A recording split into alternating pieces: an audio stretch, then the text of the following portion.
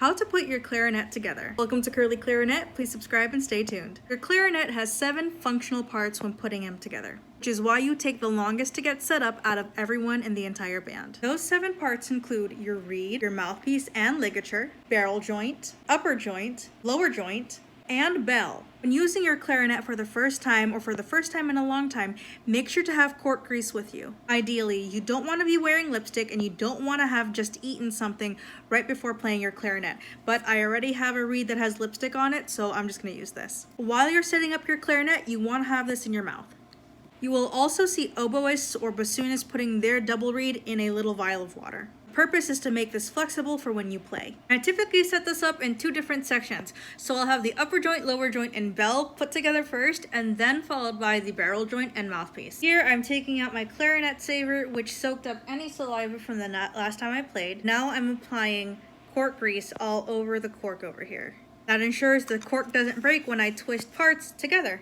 I'll do the same with the upper joint.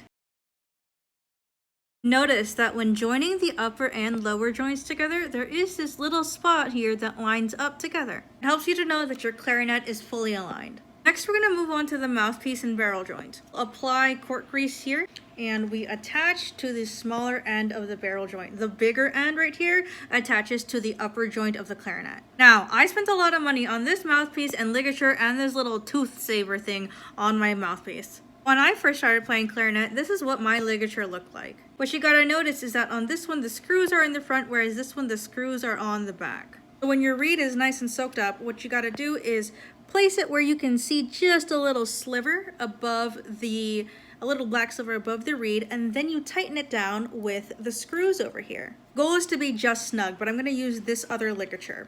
This other ligature, same deal, you just want a little black sliver above the reed, and then you tighten the screws in the back, but you do want this to be aligned in the middle. So this is probably the longest part of setting up your clarinet, and you just want it to be just snug. Just snug. The reason why this ligature is more expensive is because the pressure is a little bit more evened out as opposed to putting 2 screws with the pressure directly on the reed right here. I'm gonna use this because I spent the money on it. This is kind of clear, but there is a little tooth saver right here because the first clarinet I had was actually used and you could see someone's bite marks on the very top of it. Which naturally happens, but it does warp the clarinet mouthpiece, and if you know anything with instruments, one little bit of warpage will affect the entire sound. With all the corks greased, especially like this top one, we just join the clarinet together and you're ready to play.